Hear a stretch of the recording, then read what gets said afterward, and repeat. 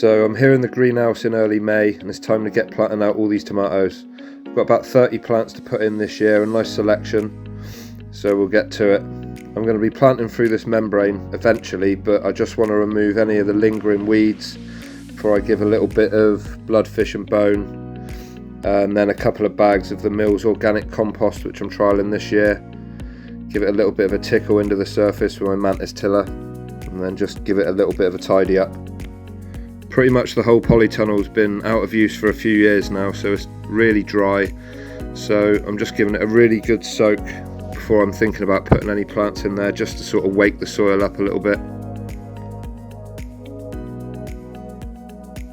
Then it's time to get my membrane back on, give it a little bit of a tidy everywhere, make sure everything's tucked in neat, even wash the paths down, and then start thinking about getting the strings up then.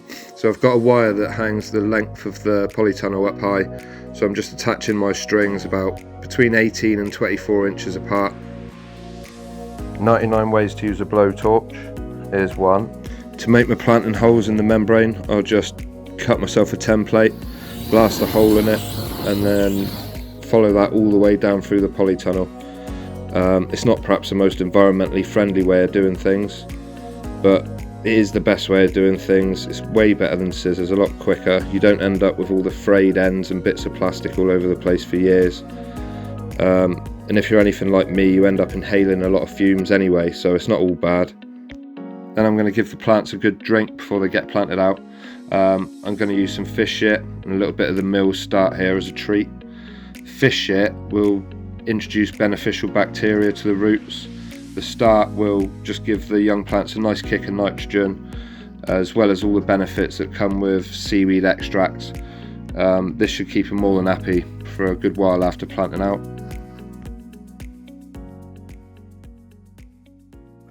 So we've got all our plants laid out in there. What we're going to be doing this year is training them up. These twines, I'm just using baler's twine here. It's just really strong and it lasts loads of years.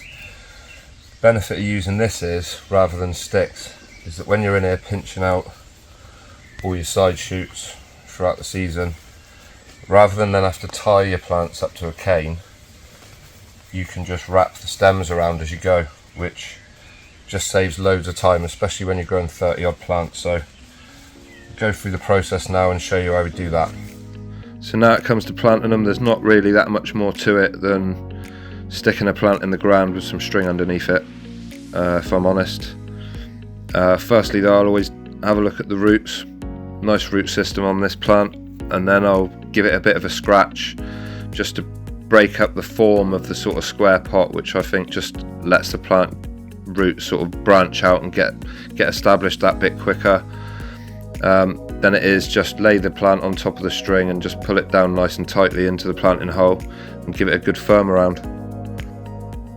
So when you're happy that you've firmed around enough, you can go on and get rid of that bit of string there, tuck that out the way, and then get yourself a nice little pot, 3-inch pot here I'm using, and then just make a hole in front of the root ball that you've just planted and sink that in right next to it.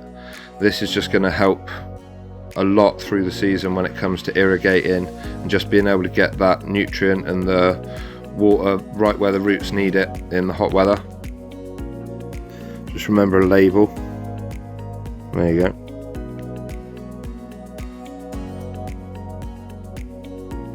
Then lastly, you just get in the habit of twisting your plants up around the strings every time you're watering them, every time you're pinching out side shoots, at any time during the season. Give them a twist up. Make sure you always twist them the same way, otherwise they'll fall over. Then with any luck, by the end of the season they'll all be here, top of the string.